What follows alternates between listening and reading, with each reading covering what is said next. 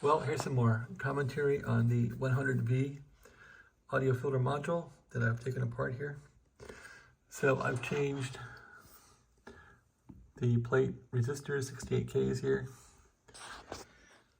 I found the ones in there were a little high, sometimes around 100K or so. One was about 83K, the other was like 100K. I'm not sure that'll make much difference. This resistor here though is a 2.2K. Red in color, and that is cathode resistor right here, supposed to be 1.2K.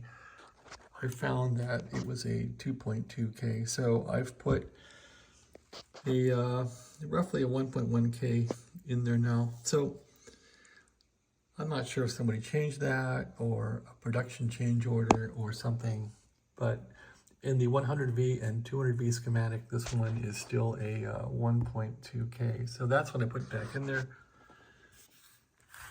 And that resistor goes right about there. That's the 1.2K. The one you see right here.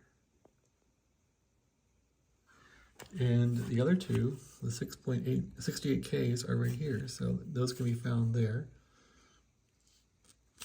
And those again are the 68Ks for the plate.